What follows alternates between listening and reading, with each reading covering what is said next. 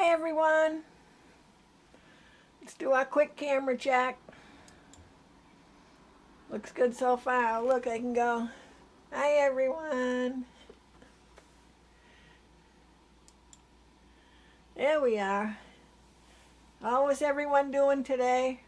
Hi Rhonda. You had snow? Oh. We were, it was 32 this morning. It's only 41 now. But that's okay. It's not 20. Oh, nothing you had to shovel, Rhonda? That's always good.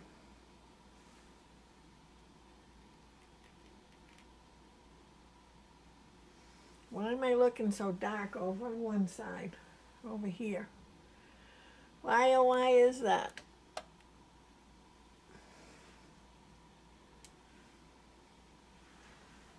Or is that just me?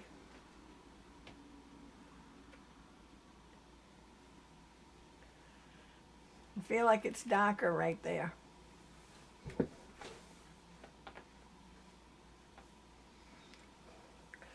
I feel like I got runway lights as it is. Oh.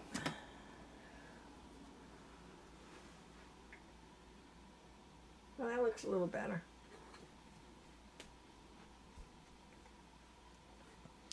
So we'll wait a few minutes. I've got stuff all over the place here. I try to make sure I get everything out so it reminds me of what I want to talk about. I got my real fancy template here. Came off of some kind of takeout. It's a kind of a nice one. It screws on.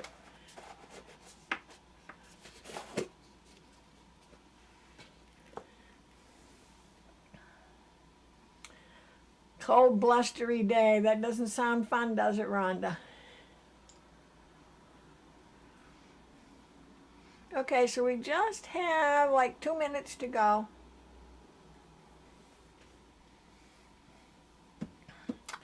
And I've set this down.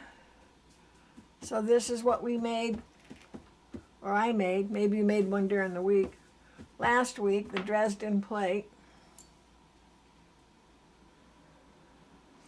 I always cut my block a couple inches bigger, which I thought I did, but I'm really pretty close to the size it needs to be. And I got to remember at this end, I still have, and I should take that off right now while we're talking, or I'm talking. Let's get rid of that salvage edge.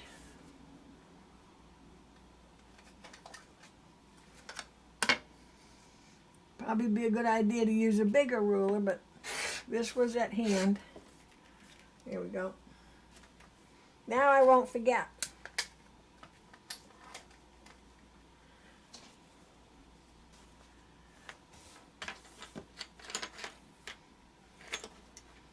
Let me see if I can move some things here.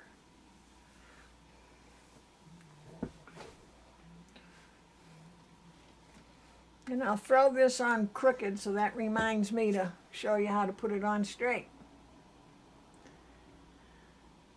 So about 1 more minute. I know some people were going ahead and doing their Dresden Plate during the week from, between last Thursday and today. So some of you may have that done. I got 2 done.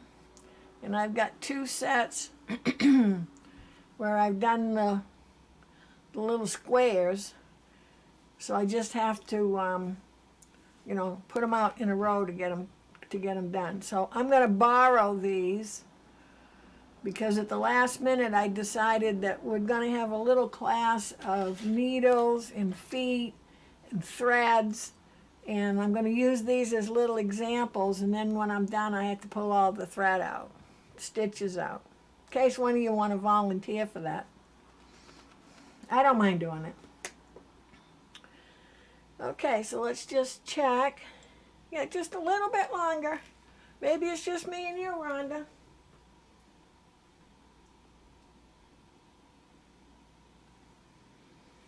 honest to God, if my lights were any brighter, I'd be blind. I don't know why. Today, it's just being that way. Okay. So let's come in a little bit more. There, how's that? Okay, so for those of you, so let me see. One more minute. Okay. So now we're going to start. So hi to everyone. Thanks for joining in. Thanks for waiting through the music, if you waited through the music so everybody could get online. I always do that because it doesn't give you a notice that I'm online live until I actually go online live. So I do that little music part, so hopefully it's not annoying. And that way when you re-watch the video later, you'll know just to skip by that whole intro. Generally it's about 10 minutes, 8 minutes, somewhere in there. Okay, so last Thursday, so that would have been the 15th, I think. So that had been April 15th, 2021, in case you're watching this years later. I did the video on cutting the blades, these are called blades, and sewing the blades and then sewing the circle. So we still have to put it onto something, and we still have to make a circle for the middle. And I use the Gemini dies, which has a circle, but I wanted a bigger circle because I'm going to do it a little different than they may do it. And if you have a Dresden Plate acrylic ruler, you would have to do your own circle anyway. And depending what size blade you have, what size circle you may have.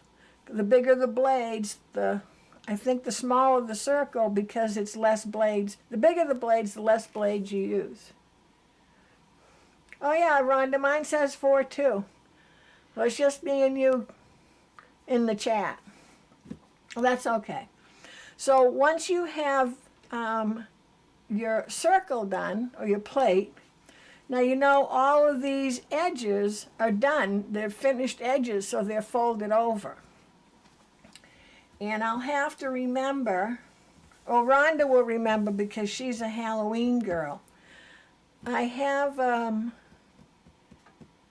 pattern with, I used Halloween fabric, and there's no, if I remember correctly, there's no border on the back. And it's different sizes on top of each other. It's really cute. So Rhonda can file that in her remind me in a chat sometime. Okay, so the first thing you want to do is if you're gonna make a block, you would cut your block, I would say, to be on the safe side, I've got about, let's go this way. I've got about 1.5 inches on each side. And that's really about where I might want it, because don't forget you're going to lose 1/4 inch on all the sides when you put your block into your quilt or whatever you're doing. So I would cut it 1.5 inches, I would cut it probably at least 2 inches bigger on all sides. If you're not sure, go 2.5, because you can always trim down. When you do your applique, it draws it in a little more, and that's why it depends how much room you want out here, and it's easier to sliver off 1/2 inch or so than it is to, have your Dresden plate right at the edge. 1/2 inch of fabric here and there isn't really as wasteful as you think when you cut it too small, and then you've got to cut another whole piece. So, trying to decide how to do this. So I'm going to do a little quick run through on finishing this up for those that just want to know how to finish it up. And I'm not going to sew. And then I'll stop and I'm going to go over the different threads, the different type of stitches out here, and I'll do a little sample of different stitches and threads and thicknesses of threads so you can see them. So the first thing I want to do is I'm going to fold my block in half, and I just need to crease out on the sides. And then I'm going to turn it and fold it in half the other way. And you can crease it the whole way, but it's okay. Either way, it's okay. Because you can iron it right out. And I don't have directional fabric, so it doesn't matter which way I'm going. And I have, trying to remember, 22 blocks. 22 fans. 1, 2, 3, 4, 5, 6, 7, 8, 9, 10, 11. 1, 2, 3, 4, 5, 6, 7, 8, 9, 10, 11. So I have 11. 11 top, so 22. So there's 11 at the top, 11 at the bottom. So 11, so I'm going to be ending with a half blade. Let's see. And it really, it's, and then I've got 1, 2, 3, 4, 5. 1, 2, 3, 4, 5. So I'm in between the blades, so I'm at the point of the blade on this line, and up here I'm trying to be about in between the blades. If you want to get exact, that's okay. I'm pretty close to exact. So top and bottom, I'm between a blade. Left and right, I'm close to the point of the blade. The important thing is you want to have the same distance. So I'm kind of looking in the middle here. So this opening, though your opening might not be perfect, but I would measure the distance here, the distance here, the distance here, and get them all the same. And that's where you trim up to have them all the same, but make sure your block is still square. Okay? Then you would pin this down, and then you can stitch along these edges all the way around with the applique stitch, a blanket stitch, zigzag stitch, whatever you want to use. Then to fill this hole in, I just take something that I have that is a bit bigger, and let me see if I can zoom in for a minute, so hold on. Okay, so you can see my fabric through there pretty good. So I have about, pardon my head for a minute, I have about a 1/2 inch over my blades, okay? And I'm going to take that and I'm going to use non-woven, let me see, non-woven fusible interfacing. And you want it fairly lightweight. You don't want it real flimsy because you don't want it to tear, because we're going to, oops, sorry, we're going to sew with it. Let me get back to where there we go. Okay, and what I'm going to do is, so here's my interfacing. Let me move this up out of the way. And I'm just going to put this fabric down so you can see my interfacing. But here's my interfacing. Now, I use Quilters Select. They call it Quilters Select. Hold on. I don't mean to rattle in your ear. Quilters Select Cutaway. Now, for those of you, sorry, I didn't mean to do all that rattling. For those of you that do machine embroidery, it's not the same kind of cutaway as your machine embroidery stabilizer. It's not a stabilizer, it's more of an interfacing, like they use for clothes and stuff. So see, it's soft. And it's fusible on one side. And so what I did is I just took my lid and I drew, just traced around, and I used my friction pen. You can use anything, it doesn't matter, but you want to be able to see it. Okay, and I'm drawing on the non-fusible side. And sometimes it's hard to see which side is fusible, But if you look, can you see it almost sparkly, just a tad shiny? I'm going to try to put it to the light. So I can see that, and then this side is dull. Let's see if you can see the difference. This side is more shiny, this side is dull. So now I got to make sure I have it right. Okay. So I want to draw or trace on the not fusible side.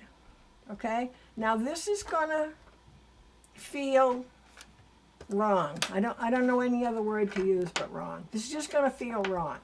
Because and then you want to cut a square out around like I have here.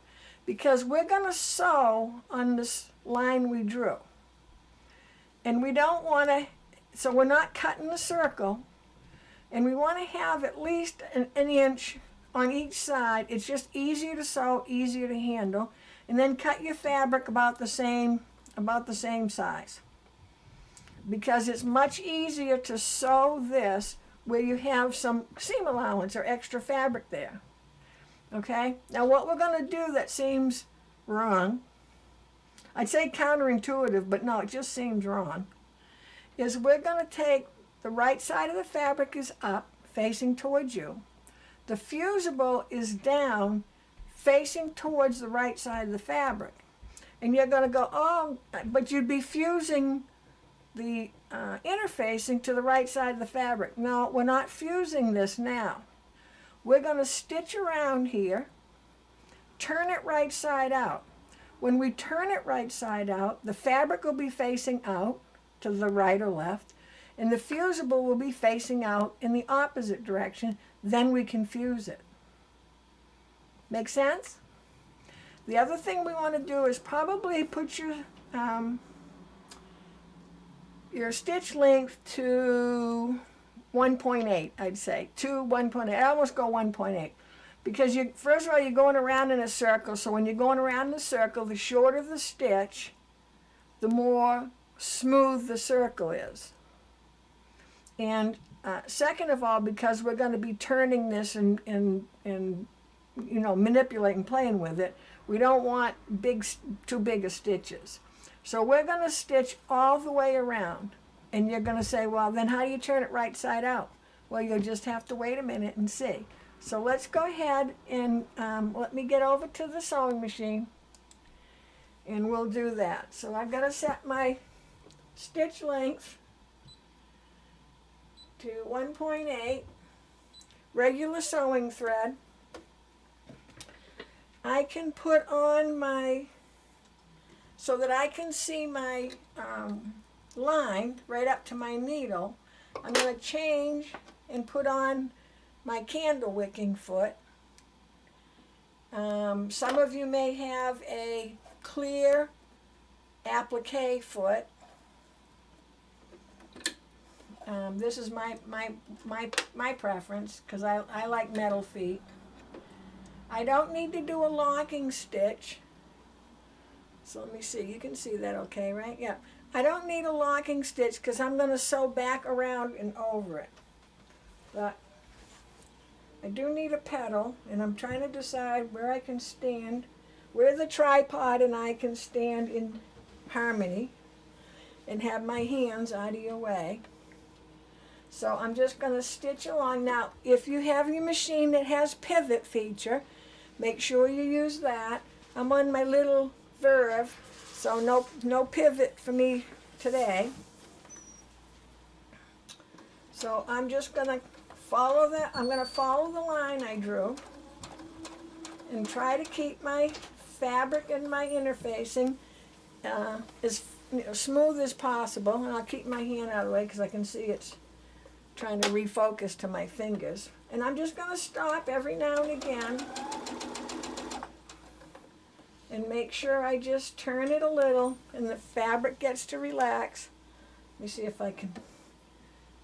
How about if I do it that way? Does that help any?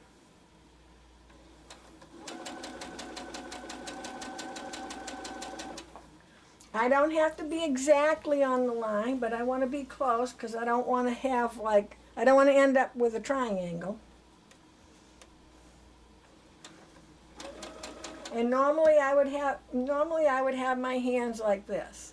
I think I can do that okay. Yeah, see, it wants to focus to my hand though. My wrinkly knuckles. Oh, now I got big hands there. Let's see if I can, let's see.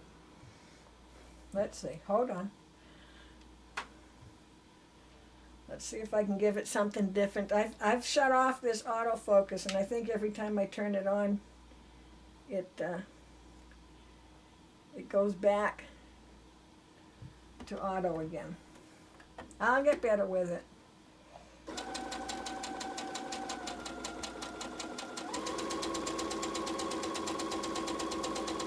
And if you watch, my right hand is moving the fabric more than my left, which makes it go in the circle. Oh, sorry, that was me. But I still want to stop. If I have pivot, my foot's going to come up automatically. It lets that fabric relax again. And I would sew probably at about this speed.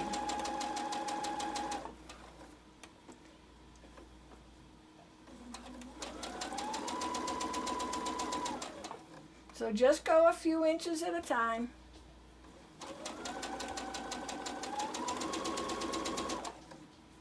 And I am going a little faster than I normally would. Because you know, I tell you, fast sewing isn't good sewing. And let me see, I'll keep my hands out of the way, at least for this part, in case it was getting fuzzy. And I want to go right back over where I was to begin with. Then I can go ahead and lock it.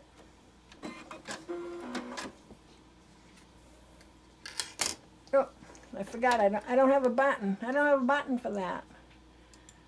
Okay, so I sewed around.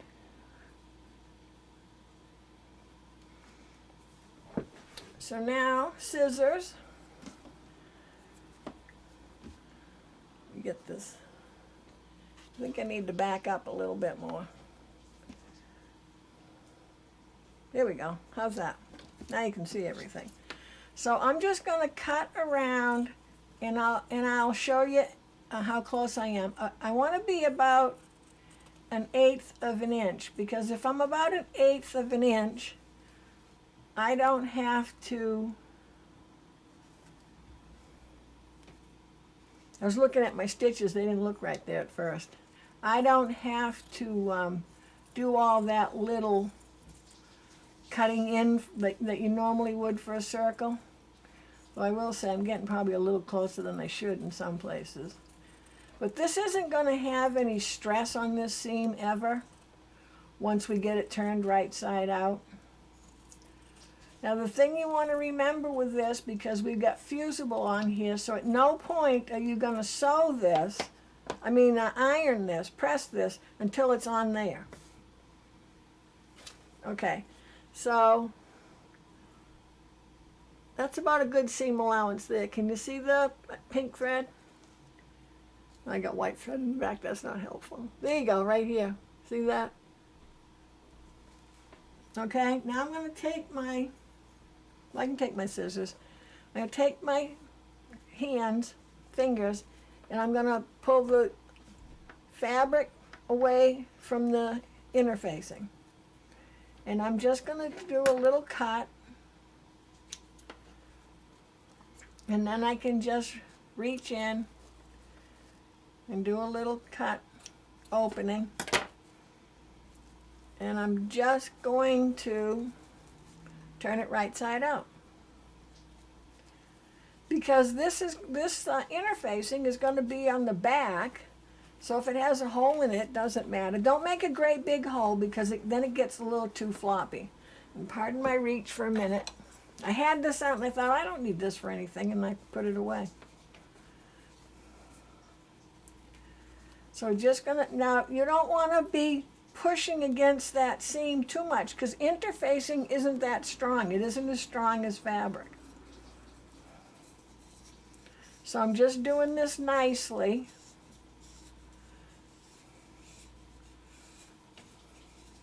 I don't need to go at it like it's a corner that has to be perfect. And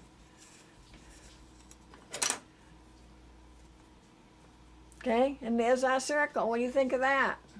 Now, you're going to want to, like, see, it's a little wrinkly. You're going to want to take the wrinkles out. And you can't, because you can't iron it. If you iron this now, it'll be on your ironing board. I'm not going to iron it because I haven't stitched this yet. So don't do this part before you get it stitched. And now that is going to lay right on top like that. You're going to iron it down, just, you know, count to 10, count to 10, count to 10. And then you'll still stitch around with some of the same stitches or different type of stitches that you did there. So how does that look? Let me bring it up close to you. Oh, I'm bending the whole.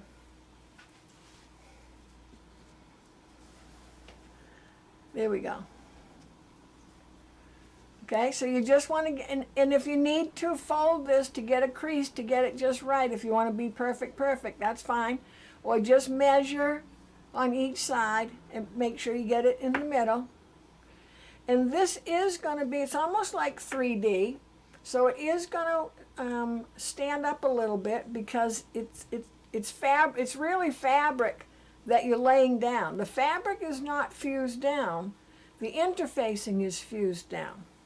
But once you iron this, it'll flatten out more, then you'll do your stitching around. But do your outside stitching first. How does that look?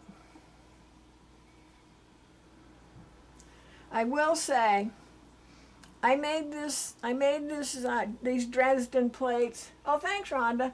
I made these Dresden plates from a charm pack, 5-inch squares, and I should have saved out squares to make the center. So I had to, let me see if it would have worked. 1, 2, 3, 4, 5. Yeah.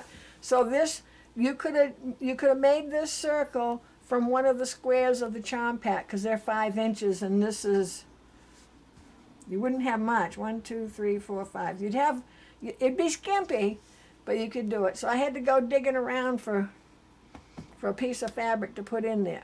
But isn't it funny how different it looks?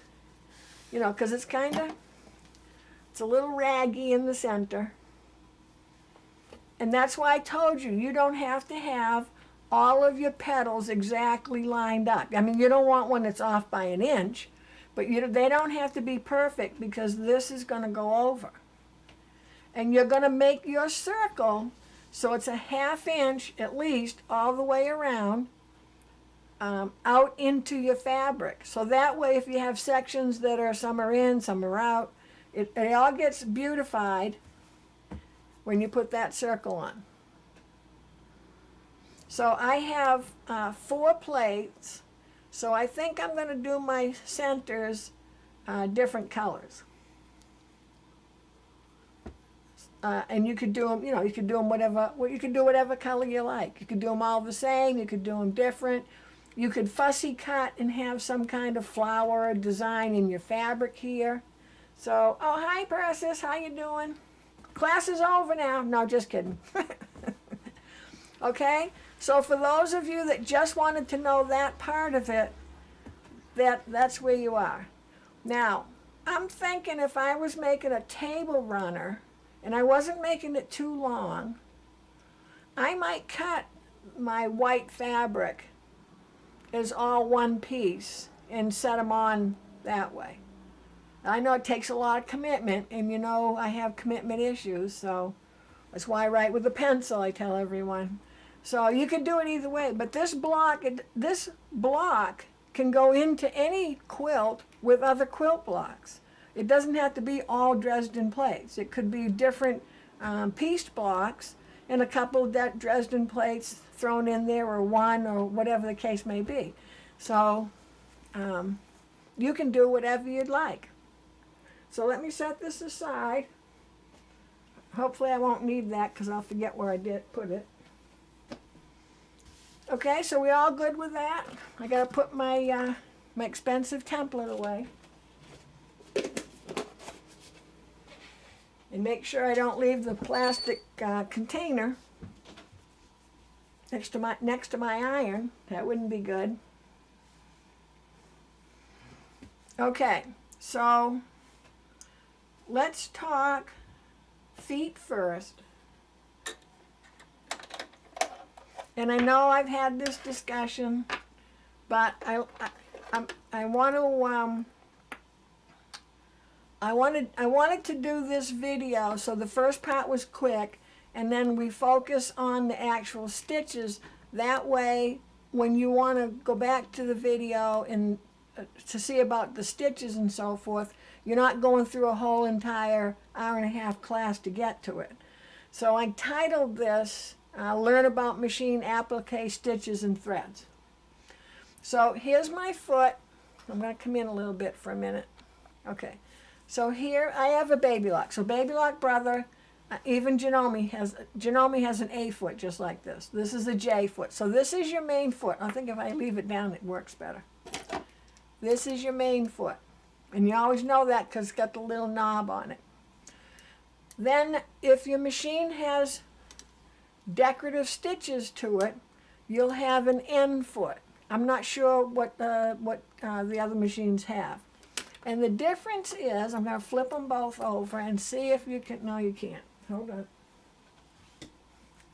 Let me get my little, this pressing mat comes in handy. Oh, I'm going to hold them this way. Okay. So let's see. Your left, there we go. Okay. Well, that didn't work. Hold on. I'll use my hand. Okay, here's your regular foot, your J foot. You see how it's nice and flat across there? This is your N foot. Do you see the little indent, the little valley? You see how this one is totally flat?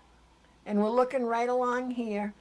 And you see how that one, there we go. See how that one has that little, that's pretty good there, has that little valley.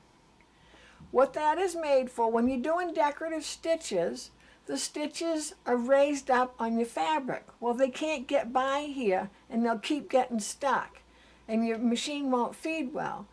This foot is made so those stitches go in that little valley, okay? And I'm trying to think, it's really not a valley because it's going to be above, not below, but we'll call it the valley anyway. In this little channel, how about that? In this channel, because this left and right here are on the fabric, and there's that little bit of room you need for those decorative stitches to go through.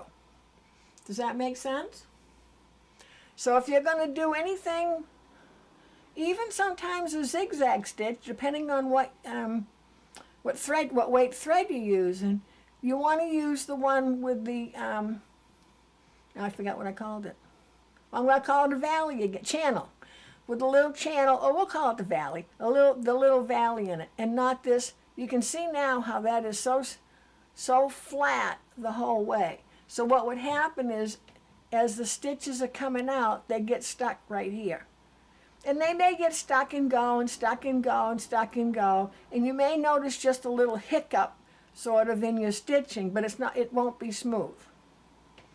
Okay? My other foot, my candle wicking foot. Now this one, if like I said, the end foot comes with your machine. If it has a letter on it, baby like brother, if it has a letter on it, generally it comes with the machine. But if you don't have a machine that has any decorative stitches, so it's just, you know, straight stitch or utility stitch, it may not have that foot. The candle wicking foot you have to purchase. And the advantage of that is, and I think you can see it right here. So if I want to look where the needle is, I've got metal in front.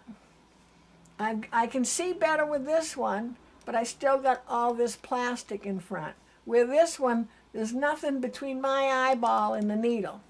And that's when you're doing applique, you need to be able to see, because you'd be, we're not going to be stitching here. Oh, for Pete's sakes. I lotioned my hands before I started. But we'd want to be able to see the fabric. Now, in the case of the blade, we're not stitching on this part, but it's easier for me to show you here. So if this was an applique shape, we want to be able to see that fabric, both fabrics, all the way to where the needle is. This is a case where you really are going to be watching the needle and just in front of the needle. And this also has the tunnel. It has an even bigger tunnel or channel. See that? So that those stitches can smoothly go through. Okay, so we covered feet. I'm going to use my candle wicking foot, so I'm going to just stick that over there, and I'll put these somewhere where I'm sure I'll forget. Then the next thing is needles. And I have two brands here, and I have no personal preference. The only reason I have two brands is because I was having a hard time finding a 90. So I usually use a top stitch 80-12. It doesn't matter what brand. This is Class A, Schmetz. This one is Superior. This is probably not as available everywhere. I think your Schmetz, is at Joann's. And Class A, then that's KL, look, can you see it? KLASSE. Oh, come on, be nice to me now. Class A. And the K in the Class A is a pair of scissors. That's kind of cute. Okay, the reason I have two sizes is it's going to depend, and let me back up now a little bit. It's going to depend on what thread I'm using. And I have the pink one of this size on the machine now.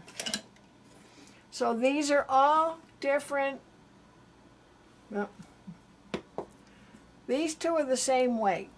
So this is regular sewing thread. I happen to use Aurifil.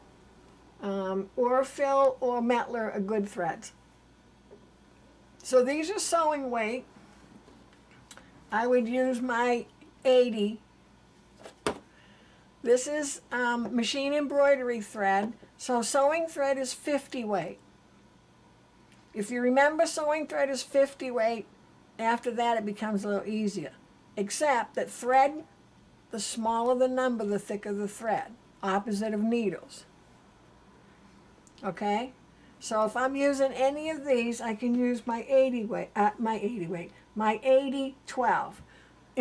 Machine embroidery thread is 40 weight. This is 50, this is 40. Not a big difference.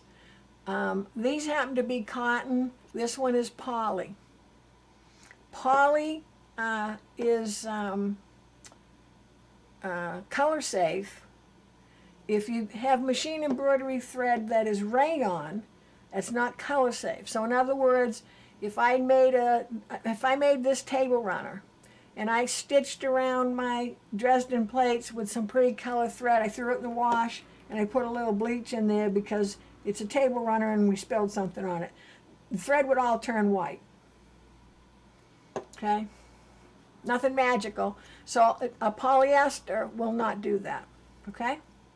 And most of the brands of thread either a poly or they have a poly and a rayon. I can't think of any that are rayon only off the top of my head.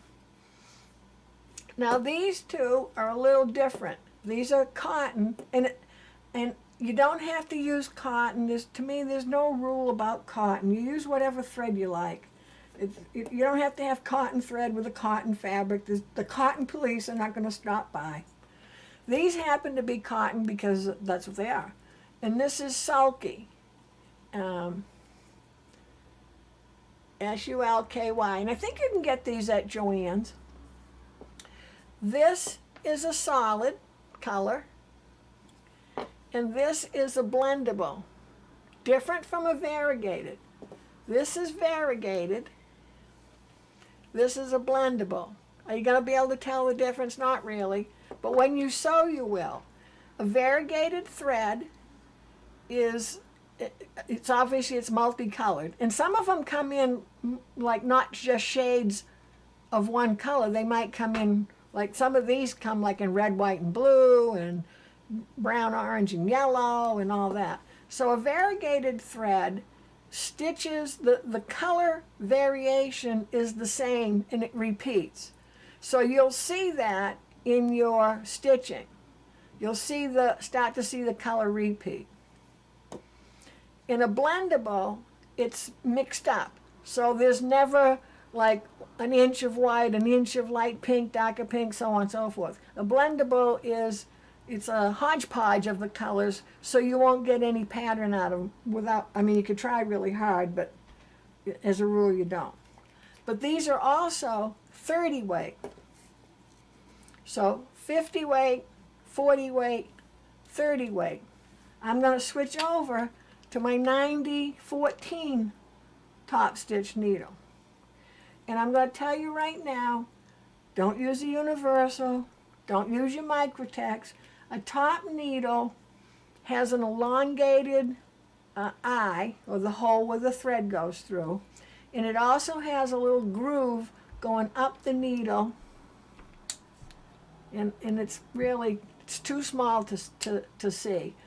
You can see it when you have one, but it has a little groove, a little indent going up the needle where the thread lies in that groove, and it smoothly goes into that eye to give you a much smoother stitch.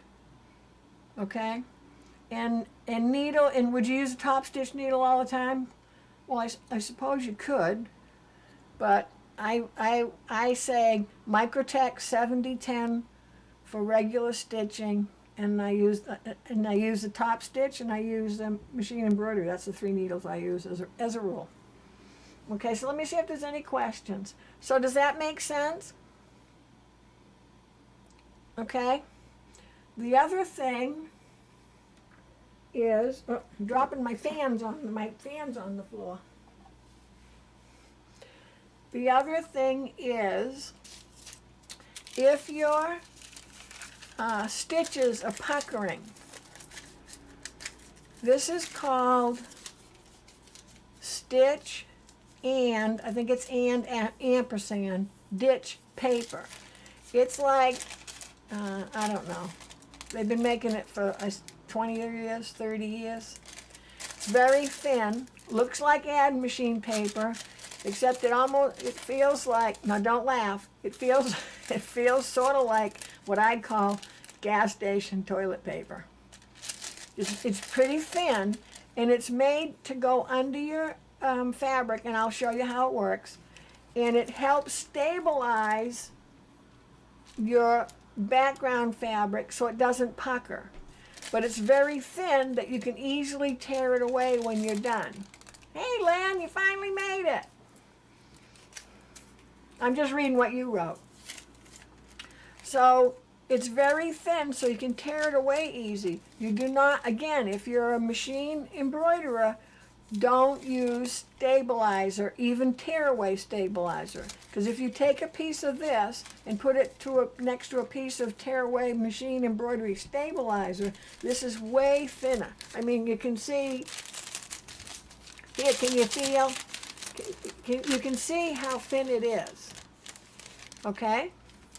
I should have, and I'll check later to make sure, but in the links below any of my videos, there is a link to my my favorite notions page on my website, so you can see the things that I talk about, and you can click through. It'll either go through to Amazon or to Fat Quarter Shop, wherever I could find good pricing for any of the notions I have. And yes, if you use my links, I do make a small commission, and it doesn't cost, you don't pay any extra for that, and it just helps me pay for all of this equipment and so on and so forth, so I appreciate it if you use my link.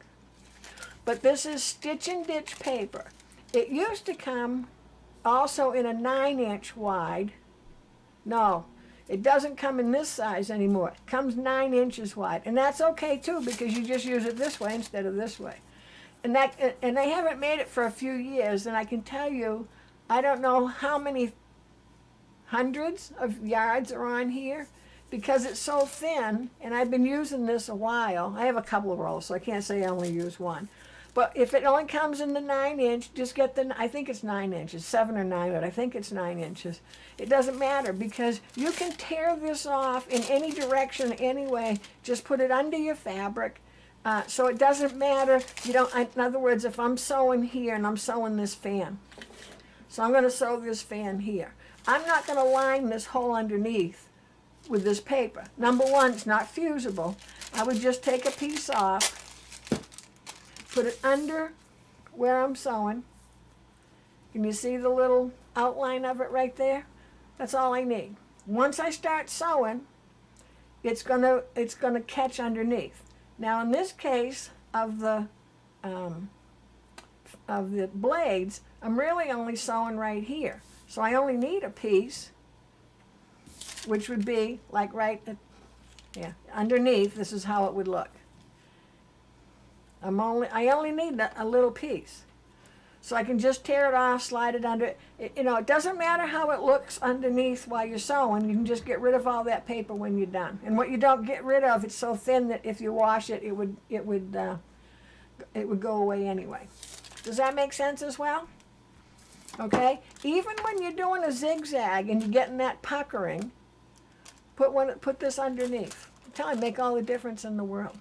And sometimes I'll have a project where these pieces are sticking out all over the place because I put it where I need it, where I'm stitching, I don't need to cover the whole piece of fabric. If this was my table runner or whatever, and this was the only place where I had an applique, it's only going to be under where I have the applique, where I need it to stitch. And when I'm done, I'll tear it away. When you tear it away, hold your stitches so you're not yanking the stitches. Hold the stitches and just tear it away. It's real easy. Okay? So I think that's it. So right now I have I'm going to leave this out because I'm going to need it. So I thought what I would do with my little blades here, and I'll start here, is I better start here. And I'm going to work my way down. And I'm just going to do the edge of the fan because this part, remember, is already sewn in the circle. So I'm just going to do the edges of the fan, coming up one side, down the other, with the different threads so that you can see how they look. Now, I didn't want to go a color that was way off because when you're doing your sample of what thread you're going to use, you need to have the color that you want. Now you might not know which color you want, so you'll try each of the colors that you want.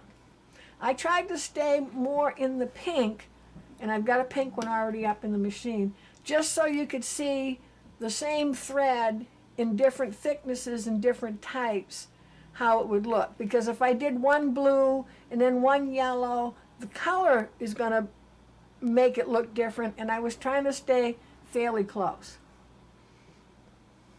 Okay? So does anybody have any questions? I have to sip my tea here because I talked too long that time.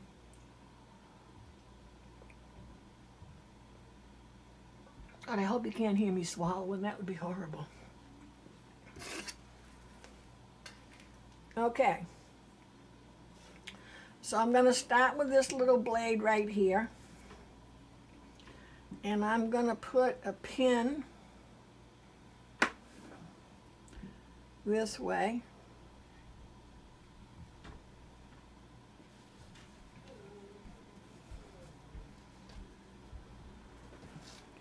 And because I don't want the head of the pin, I don't want the head of the pin up here in my way. So I'd rather be able to pin it and leave the pin in while I'm stitching around. I'm just going to start here, come up, and then down.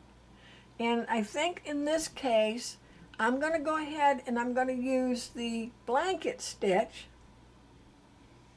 And if you give me a couple of minutes, I'll tell you, well, maybe we'll do it in different bites. Because if I go with a thicker thread, I've got to adjust, I might have to adjust my length and my bite, and the bite is the part that comes in onto the fabric for that thickness, okay?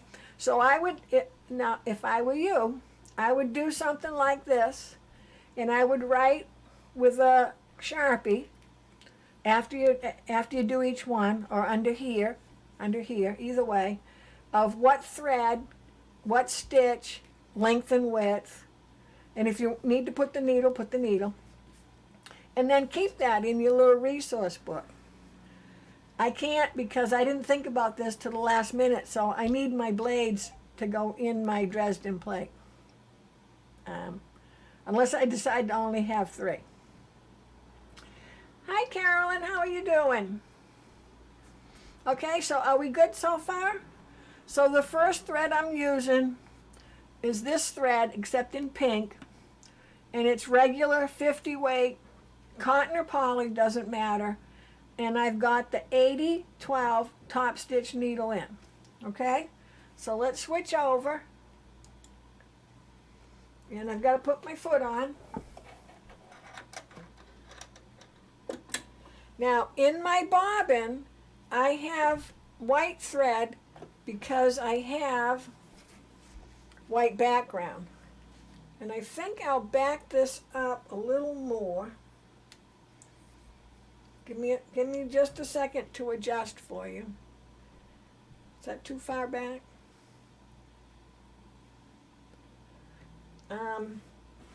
See if you get a better view that way.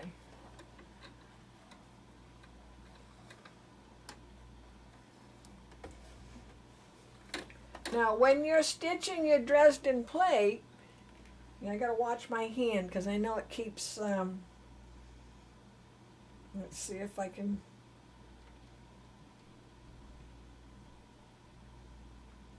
Okay, hopefully I've shut off the auto. Oh, that's too bright. Oh, hold on.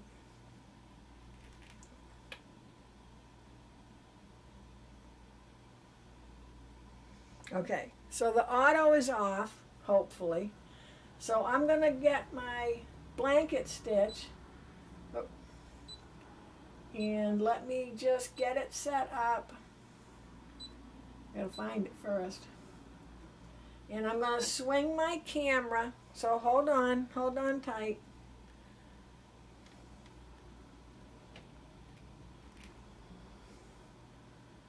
All right. Oh, boy, it doesn't want to see that. Let me move the. I'm moving the whole machine. So I'm using this one. I'm going to take it off the blue so you can see it better. So I'm using this stitch right here. Let me point at it. This one right here, and I can tell you it's 2-04, but unless you have this exact machine, it might not be 204. And on your bigger machines, when you pick a stitch, it'll tell you blanket stitch. This one doesn't. So it's stitching straight down. So it's going to stitch and then go to the left and bite and back and stitch and bite and back and keep going. Okay? So this one looks the same, but and I don't know which one it is, but one of these is going to go forward, back, forward, stitch, forward, back, forward, stitch, and we'll find out. So I'm going to pick this one, and I'm going to leave it at the settings that it has now for the moment, which is 2.5 width and 2.5 length. And I'm going to swing the camera back around. I'm going to do it slowly.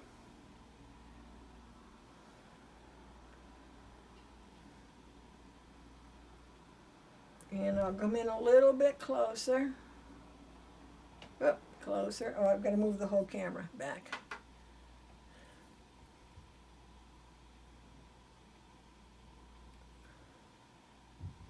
Sorry about that.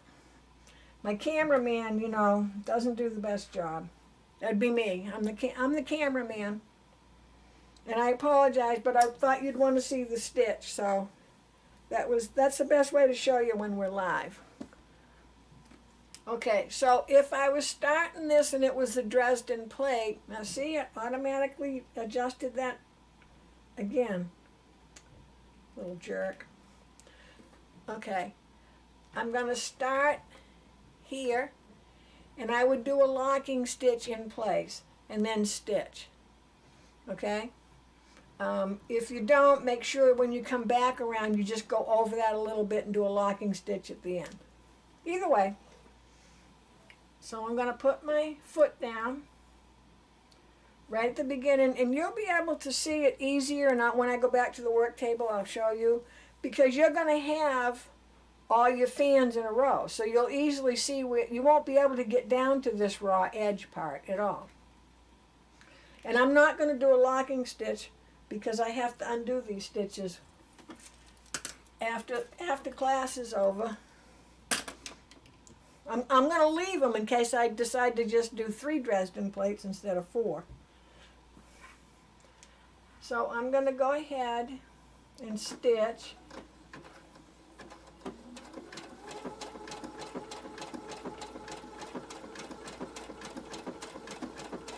And I'm trying to keep my hand out of your way. And I'm getting to that corner. I'm going to take a stitch. And again, if you have pivot, now's the time. I'm going to pivot halfway so my point is pointing to the left, because hopefully I'm on the bite. Yep.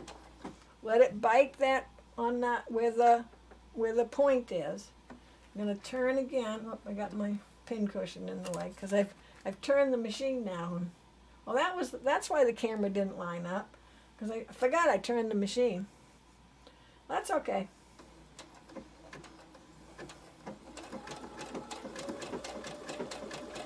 So this really looks like the perfect size stitch.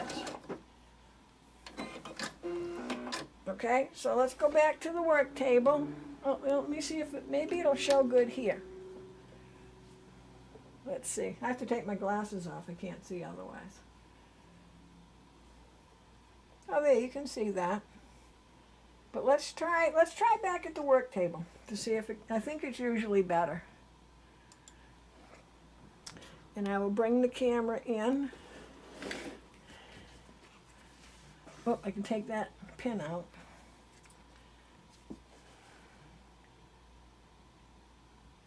There we go. So that's really a perfect size stitch. Okay? So that one is using regular sewing thread. And I'll just come back a little ways. I'm not going to bother using this variegated one because it's pretty much going to look like that because it's the same size. But what I will tell you, if you use a variegated or a blendable and it has white in it and your fabric has white, where those white stitches go is going to look really funny because you won't be able to see them. So if you had a variegated, say you had a red, white, and blue variegated, and you had red fabric, your applique was red. When those red stitches come along, you're not going to see them, and it's going to look like you forgot to stitch some places.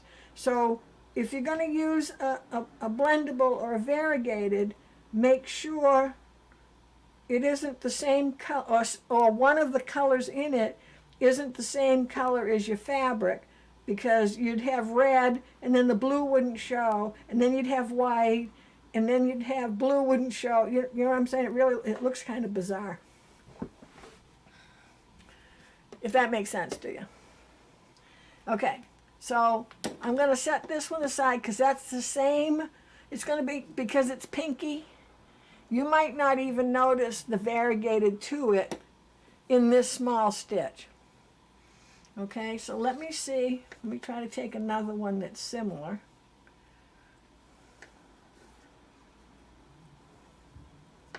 Well, you know what I could do? I can make more of these white ones. Oh, no, that's not good, white on white. What was I thinking? Oh, that's not too bad, even though I'm trying to keep it lighter. What color are we using next? We're going to use this one next. Oh, you know what? Hold on. I just want to pick one that, here, we'll pick this one.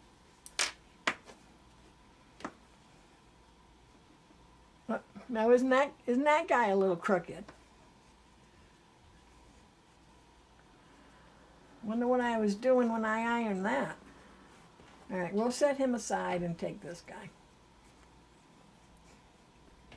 I think my ironing abilities are, here we go. We'll pick this one. This is a good color. Okay, so here's our next one. Okay, so this is, I'm going to write on it with my friction pen, and you can take a picture of mine if you want to, and I'm going to put 50 weight. Okay, just so you can see. And I would also put down here, I would put, would I use blanket stitch, 2.5 width, 2.5 length. Okay. Guess I'll put them a little closer because I'm not sure how many we're going to need. Does anyone have any questions yet? Okay, so I'm going to switch to this thread. It'll just take me a minute. So if you need to refresh your coffee, tea, wine, whatever, now's the time.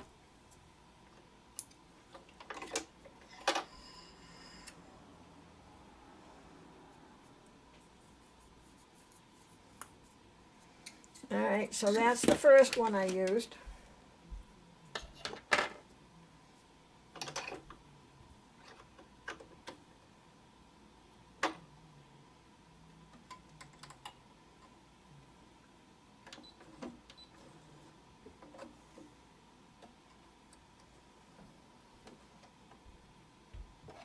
Got awful quiet.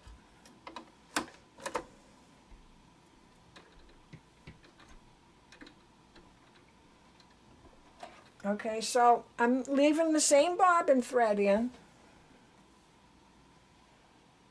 Oh, thanks, Rhonda.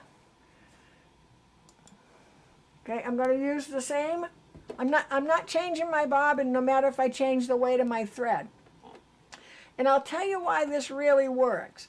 If my bobbin thread is a little lighter weight, so it's 50 weight, now I'm using a 40 weight thread in my needle. My needle looks pretty good there. 40 weight thread in my needle, that helps keep that bobbin thread to the back without it showing on the front. It's like adjusting your tension without adjusting your tension. Does that make sense? Okay, so I'm going to use the exact same stitch again. Now, some of you have watched some of my other videos, and this is a reminder right here that if you have this feature, you're going to use it right now. So I'm going to turn the camera back towards the machine screen again. So give me a second.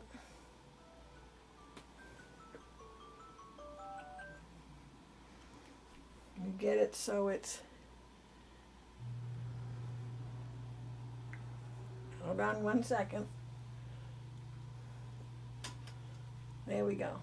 So for this machine, the button I'm looking for is going to be right in here. Now on your machine, no, that's not it, wrong place, sorry, it's going to be right down here. On your machine, it may be in a different place. If you're on one of the bigger machines, it'll probably be right on your sewing screen. And which one we're looking for is, see if I can, hold on, I'm trying to get you a better view. Let's see if this, does that help a little bit? So what we're looking at is, I'm just going to lean the camera forward. We're looking for the one with the needle, the middle one. And I'm trying to see the screen at the same time. Can you, okay, give it a second to, okay. The middle one, do you see it has the needle, the star, the heart, and the star? So look for that. So if you want to take a picture of that with your phone right now, go ahead. Just don't make me wait here all day. I'll count to 3. 1, 2, 3. Got your picture? Okay, when I hit this, it takes my needle back to the beginning position, which means, bear with me a second, because I have to move the whole camera back and then tilt it back down, which means that if I was stitching along, and you know it stitches forward and then it goes to the left. So stitch, bite, back, stitch, bite, back. Well, if I ended, and I shouldn't, but if I happen to end on the bite over to the left, when I put my fabric in to start again, and I've got it lined up with the edge of my applique fabric, then it's going to go to the right, because it was over on the left and it should have been on the right. Does that make sense? It will when you do it, because you will do it. Trust me. Okay? So I generally, with that button, when I stop stitching, when I'm here by myself, and I stop stitching, I right then hit that button, because otherwise I'll forget. Oh, hi, Cindy. Yeah, you'll have the video. So normally whenever we turn or stop, we want to be on the straightaway, the straight stitches, not the bite. And the bite I refer to is when the needle goes to the left and back and makes that little, hold on, makes that little, there you can see it. So the stitch going to the left is called the bite. So we always want to stop sewing when the needle is out at the edge, not into your applique fabric. But if you should forget, like I say, I automatically just hit that button just to be on the safe side. And it works for any decorative stitch. If you're doing a decorative stitch and it has like, I don't know, 10 stitches to make the decorative stitch, and you end wherever it ends, if you're going to start it again, you hit that button, it'll take you back to the beginning, the very beginning of that stitch. If you don't have that button and you need to do it, just hit another stitch and then hit your stitch you're using again, and that will put it back to the beginning. But if you had changed your settings, you'd have to fix your settings again. And it doesn't have to be a real expensive machine to have it. This is like, you know, well, expensive is relative, but it isn't going to be on a mechanical machine. But you don't have to get all that high up to get that button, and it might be a feature you want to have and you didn't know you wanted to have it. Okay, so now I'm using my little bit thicker, I was going to say yarn. See, I was crocheting today. Thread, and I'm going to go a little faster, but when I get to the corner I'll stop again and go slow. And let's see if I can keep my hands out of the way.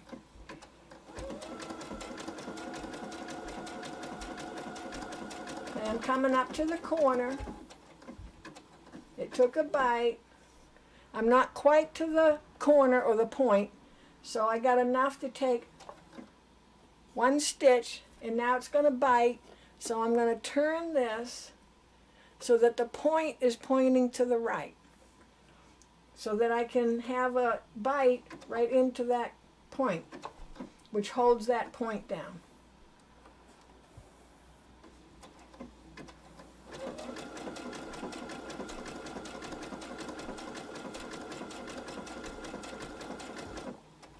And again, I'm on the straightaway, so I know I can stop there. Okay, so let's go back to the work table and let's see if we can see any difference between the two. So I'm going to zoom in,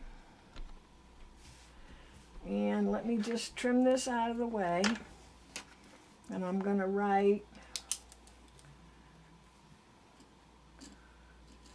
40 way. I can't believe I'm doing all this and then I have to undo it and use it. I may not.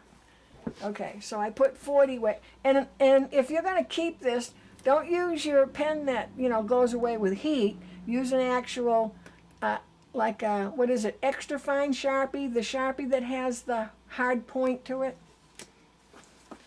Okay, so let's see if we can see any difference. Oh. So you can see the one on the left is a little lighter. The one on the right is a little darker. There is a difference in thread color. One is lighter and one is darker, but I don't know if, let me see if it'll, give it a second to see if it'll focus in. Sometimes I get too close and it won't focus. Let me find the spot. I have to take my glasses off. I can't see up close with my glasses on. Is it going to focus in? But you can see, first of all, the thread on the right is shinier. And it is a tad thicker. I know it's darker, but it's also a little bit thicker. Okay? So now we'll try, I'm going to use this, oh, can't see, can you? Because I didn't back it back up now. I'm going to go ahead and use this blendable. Now this is a 30 weight, so I've got to change my needle. So let me change my needle and see if you have any questions while I'm changing my needle.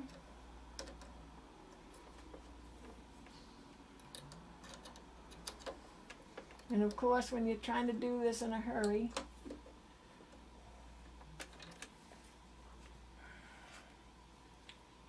I'll put that in my pin cushion, because it always helps if you take the thread off before you take the needle out. That is helpful. Though sometimes leaving your needle threaded, and that way if you should drop your needle, you still got the thread to hang on to.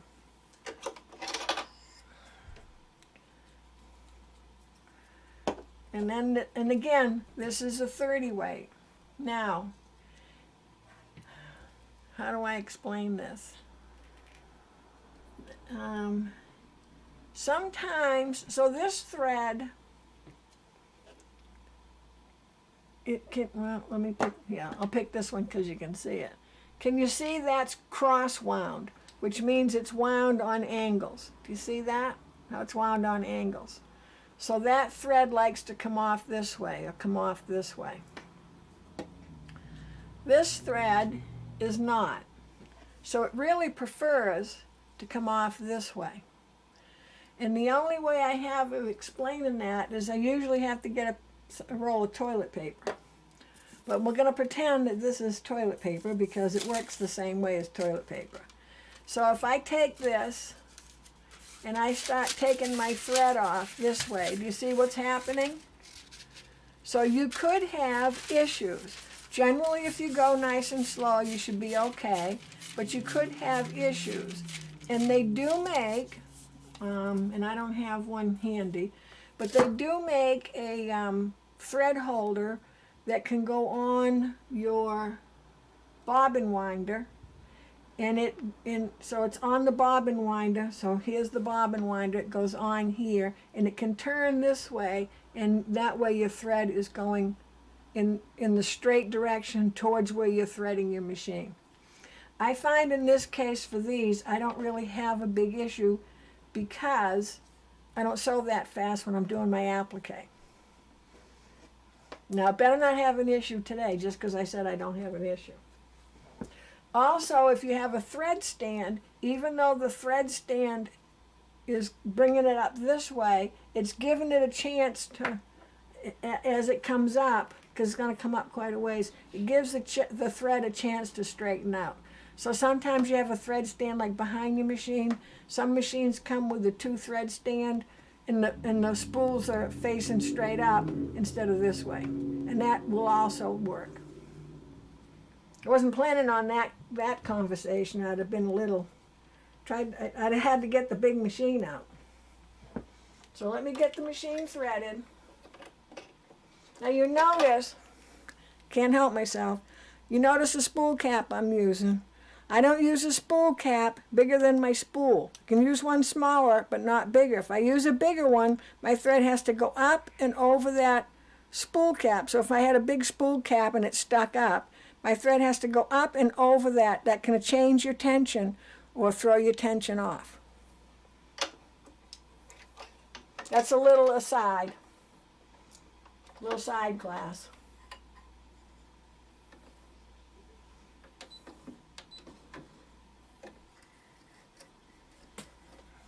And let me just get this threaded. Did anybody have any questions on my my toilet paper display? Or oh, you know, when you want to thread your needle, you might want to actually have a needle in it, right? Because I took my needle out, but I didn't put another needle in because I got waylaid on the toilet paper demonstration.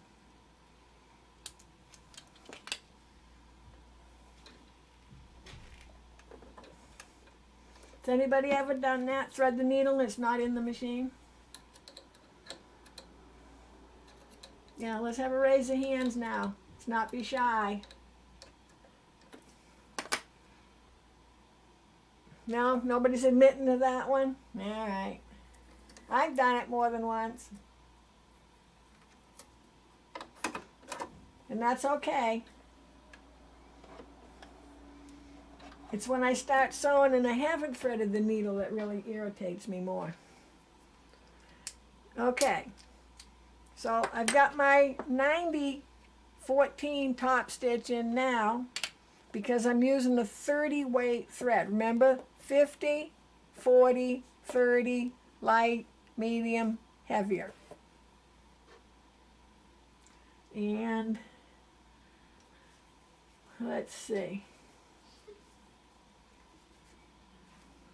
How about this one? I'm trying to keep them light so that you can, you know what? Yeah, let's keep it light. I was going to say, maybe if I go darker, you can see it too. Let me try it on the orange one. What the heck? Because all your blades are going to be different colors, and hopefully you're not going to change thread at every blade. Because if you do, you have to let me know where you live, because I'm going to have to come over and we're going to have a chat. So I'm going to pick the orange just so you can see the pink on the orange, because it's not really going to matter. You could do yellow, you could do orange, you could do white. Whatever makes you happy. Rhonda says all set on the TP, yeah. Good thing it wasn't last year. I wouldn't well, if I have an in-store, in-person class, I actually do use a roll of toilet paper. Just because it's funny. Kind of, you know, breaks up the monotony of things. Okay, so let's get back to sewing. You never know what you're going to learn in class. Okay, so I'm going to stay on that same width of 2.5 and length of 2.5. And I'm going to go up with that, and hopefully I'll remember to change it to 3 and 3 coming down the other side. Just so you can see the difference. And I would do this kind of thing if I'm trying to decide what stitch I want. Once you use certain, like I use a lot of 30 weight and I use a lot of machine embroidery thread, so I pretty much know how it's going to look. But if you haven't, make yourself the little samples. And just put it in your resource book. And then you'll have it. And you'll be so happy when you go, oh, I got that right in my resource book. Okay, so let's start. Oh, see? There's a perfect example. It got ready for the bite. So do you see? Let me come in close now, because this will show you exactly what I was talking about. You see where my needle is? Way over there. See where my fabric is? Way over here. Because it was getting ready to do the bite, and I knew that, and I should have hit my button. So I lined up to be at the edge of this fabric, except my needle was really left. And so when it took a stitch, it went right. And can you see how far away from? See how far away from the fabric it is? I'm glad that happened, because now that'll make more sense to you. Okay, so let me cut that thread, and let me go in and hit my button. Oh, did I hit the right button? Okay. And I'm just going to pick that thread out. You'll know right away if it's not right. Oh, you know what? I didn't put any paper down, because this is thick enough that it wasn't puckering. But if I needed paper, I'm just going to slide it under so I know that it's covering everywhere that I'm going to stitch. And I only have a piece of paper like this big. That's it. You see? I'll show you when we're back at the work table. Okay, so now I got to see where, oh, I adjusted so nicely last time too. Okay, so I'm at the 2.5 and 2.5.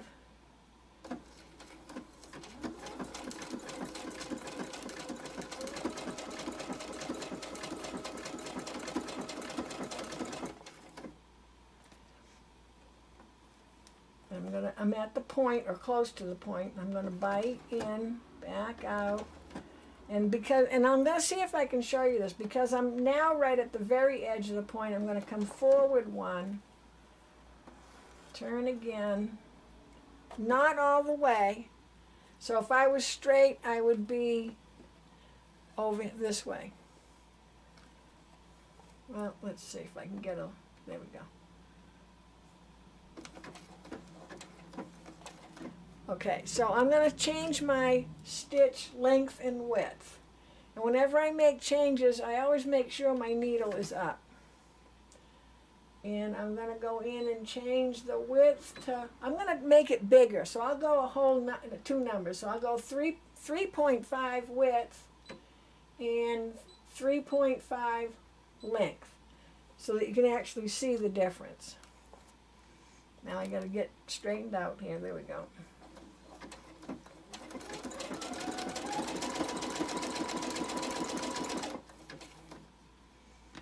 Okay, so this time I'm going to cut my thread. I'm going to go in and hit my button. Did you see my needle go to the right? Okay, so back to the work table.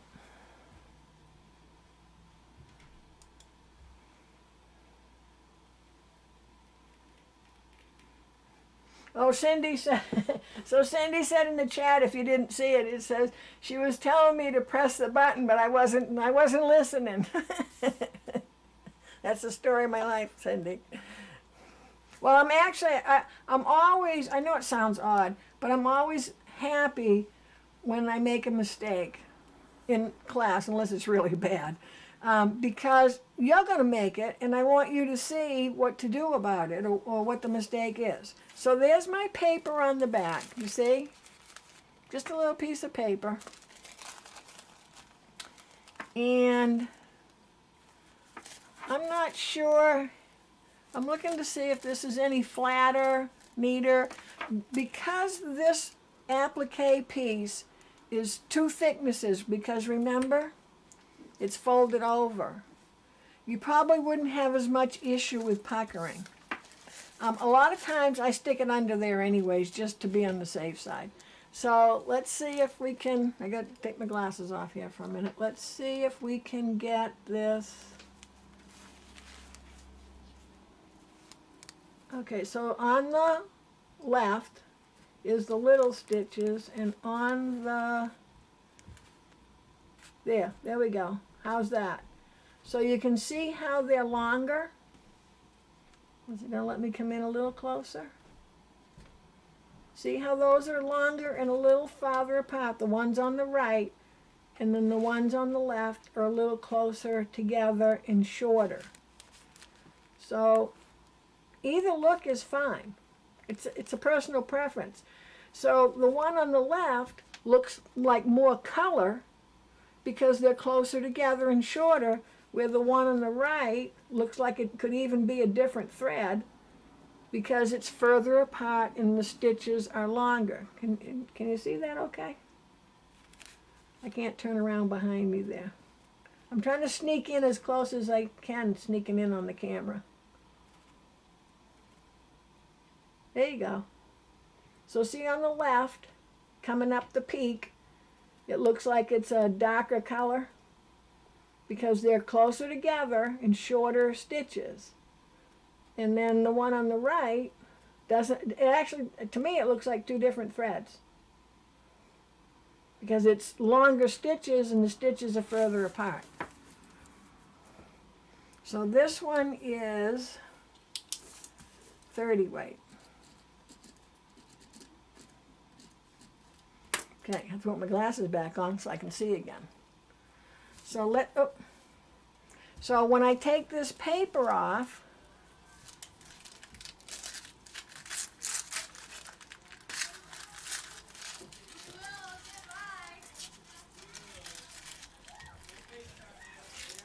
just pulls away, and you could pick out the little pieces. I don't bother. Can you see them? So you can see how big those stitches are. So let's see if it lets us look up close at everybody. So let me see if I can face more towards the light. I gotta take my glasses off again. So there's our 50 weight, and that's sewing thread. And that's the blanket stitch, 2.5 width, 2.5 length. Then we went to the embroidery thread. Oh, there's a good close-up. 40 weight, same thing, 2.5 width, 2.5 length. And then here's our last one. This is 30 weight, so we had to go up in our needle size. And now there you can see, you can really see the difference between the left side. Whoop, where am I? Right here. This is left, this is right. You see, you can see. Oh, look, it's letting me get right up close. How's that? So you can see on the left, to me, it looks more colored, deeper color, because the stitches are shorter on the bite, and they're on the width or bite, and then they're closer together. The one on the right, the bite is longer, and the stitches are further apart. And that one is, I went to 3.5 width and 3.5 length. Yeah, that's a good close-up. Let's see if we can see all three.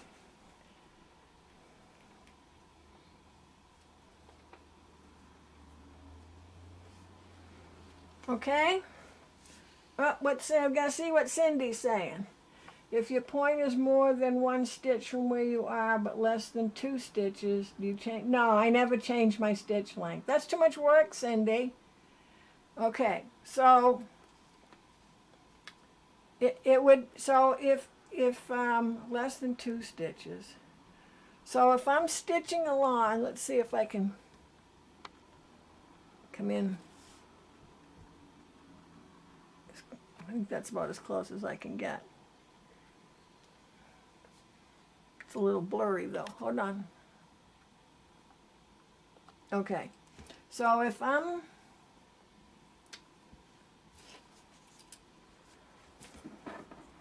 oh, sorry, I didn't mean to do that. Hold on one second.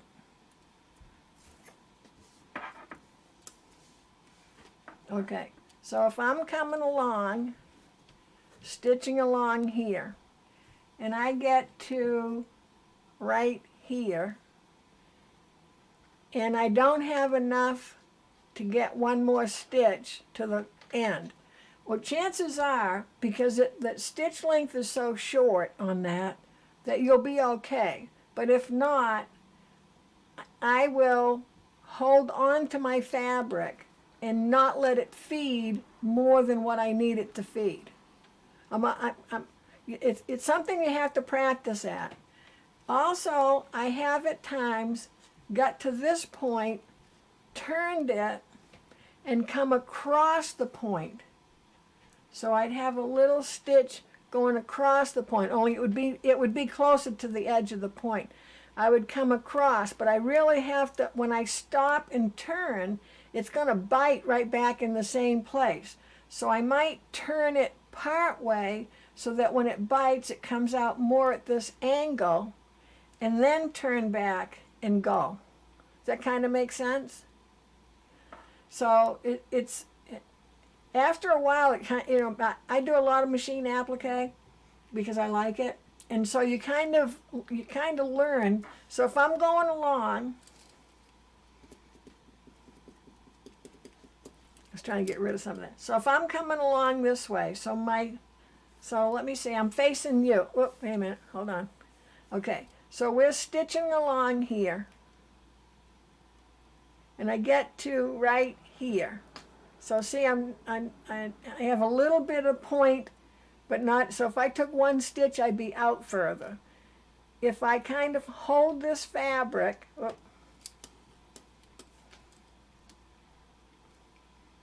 if I hold the fabric kind of pulling back towards me, but we're not going to yank it like we're going to yank the whole machine right off the table. Let's not get forceful now. Let me back this up because it wants to keep blurring up. There we go.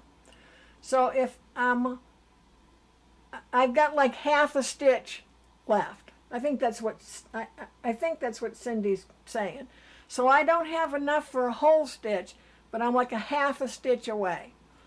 I will kind of hold my fabric so as it's stitching, I'm only going to let go part way. Does that kind of make sense? And then turn and go. Now, do I get every point? No, I don't get every point, because sometimes, you know, you la la la la singing along and stitching, and then you're to the end. If my stitch, let me turn it your way again.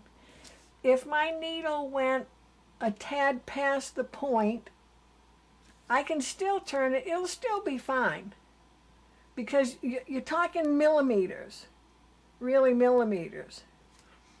So if you don't end up getting the point in your stitch, which happens, and you're out here. So you're out here. Let's see if I can show it. I'm out here, and I'm like past the point. If I turn a little bit, it might catch it, or it might end up coming back this way with the bite, and then it'll come back forward, and then I can turn and go. So I might not have a bite right at that edge. Let me look at these.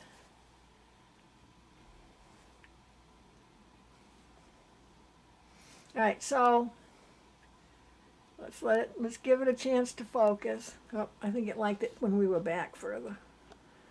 Okay, hold on. Gotta take my glasses off again. So I don't know if you can see it. I'm not right at the point.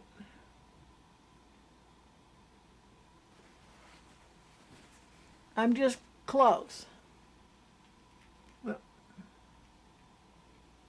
You can't really see, but I'm a tad before the point. Oh, see the point right up in there? See it, Cindy? Right there, that little piece of white. See, there's the pink thread, and then there's a little white. That's my point. So I'm not right exactly at my point. And if someone is looking that close at the points of your Dresden plates, you need to find a new friend. So this one, I don't even think I was close to the point. No, my point kind my point kind of got squished. But you'll never notice it because the threads are making the point. How's that? Your thread is accentuating the point, even though my point's kind of mushed a little tad. So those aren't perfect points. They just, you accept my not perfect points, and you don't accept your own not perfect points, and we all do that, all of us. So, yeah, well, it looks like, well, I have to tell you that if you were here in person, that's not a point. I don't know if you can, let me hold these two. Okay, see how, can you see? Oh, wait a minute, gotta take the glasses off again, hold on. Okay, I think you can see it. See how pointy that is? See how that's almost rounded? Look, not a perfect point. Can you? Okay, Cindy, I want you to tell me, do you see how that orange one is not as pointy as the one on the left? Come on, tell me. Tell me you can see that it's not as pointy. The one on the left looks like a, it's like a crisp point. No, she's not going to tell me. Well, it's not quite a point. But when you have 22 points Nobody's going to notice that one. And if you notice it, you got to let it go. Remember? It's not your prom dress. I did that for Rhonda. She likes to see how long it takes me in the video to say that. I wonder if I've ever forgotten. I try to make sure I say it every time. Oh, Persis, you can see it. Oh. So Cindy said, for those of you that don't look in the chat, Cindy says, yes, but they're still better than mine. Well, yeah, but you know how many things I've appliqued? Trust me. All you have to do is, if you have a big quilt, applique quilt project, remember which block you did first and compare it to the one you do last, and you're going to see a difference because it's just practice. But thank you, Cindy, for saying that. Yeah, I'm telling you, when you're close up, it's not that pointy. But yes, it does look like a point. And again, you're going to have 20. I have 22 points. Nobody's going to notice the one. Now, if you picked a thread that was like green and it really stuck out, then you got to be a little more careful. So when you pick your thread, you have to determine if your thread color is going to be the focal point, your stitching's going to be the focal point, or is the Dresden plate going to be the focal point? Because if I picked, I'm just going to say black, if I picked a black thread, or a red thread in this case, or a blue, that stitching, the person's eye is going to go to that stitching before it goes to the Dresden plate. Well, do you really want that? No, not really. You worked hard to make your Dresden plate. You want your Dresden plate to show. So if you pick a thread that shows, if you want it to show a little bit as a little accent and not the main event, then your exact stitching isn't going to be, it isn't going to be noticed if you're not perfect or close to perfect. Or moderately perfect. I don't strive for perfect. It's too much. That's too much responsibility for me. Okay, so let me back this up. Whoop, back up. Good thing I wasn't driving my car when I did that, isn't it? Okay, so does anybody have any questions? And thank you, Cindy, for still liking the points of my fabric. Now I have to undo them. I'm going to leave them for now. I'm thinking that I'm going to do see if I do a wall hanging with, I wanted to do a little wall hanging with the Dresden plates just so I can look at them because I have a spot on my wall. But I don't think I want 3. I was going to do like 2 and 2. But it's on my April insanity list to get done, so I've got a year to decide. And I can't wait that long because I'll never find this again. I'll forget that I put it in my resource book. I'll never find it again. Okay, so let me just check and see if there's any questions. Okay, so Cindy, back at the very beginning, I showed how to make the circle for the Dresden plate. So if you missed that, so I did that in the beginning, and I told everyone I did that in the beginning. So if you just want to refresh on how to, make the circle, you don't have to wait till the end of this whole thing to get to that point. So I kind of did it backwards. I didn't stitch it, but I did, and I didn't iron it down. But there it is. And look at this big mess I have going. Okay, so let me just check one more time to make sure that nobody has any questions. Is that a double? No, nobody has it. No, that's correct. Nobody has any questions. What's today? Today's Thursday. Saturday snuck up on me sooner than I thought. And so I'm not sure if I'm ready to do a Saturday sew-along or not, and I apologize. I had several classes this week, so it kind of threw me off. I will post Friday, tomorrow or tomorrow night on Facebook, Miss Loreens Schoolhouse Facebook, if I am doing a Saturday sew-along, because I have to make up some kind of Oh, we haven't done quilt as you go, have we? Can any one of you tell, Cindy or Rhonda? Do you happen to remember if on the Saturday so long we did a quilt as you go? Maybe I'll do that. I'll do part of a table run a quilt as you go. So I will send something out tomorrow afternoon, because I'd like to do it Saturday morning, like at 10. So I will send something out at on Facebook tomorrow afternoon or early evening, and I'll do a little quilt as you go on a either a placemat or a table run or something like that. Okay, so thanks Persis, thanks Rhonda, Cindy, Lynn, everybody that joined in, all of you that didn't chat, thanks for showing up and watching with us. I enjoy having you all along. And please, if you would, I reached 500 people, so YouTube sent me a little congratulations for that.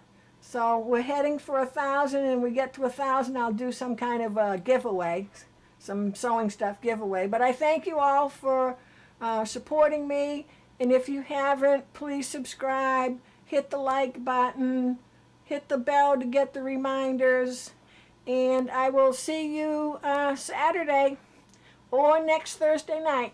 Thanks again, everybody, for joining in. See you next time.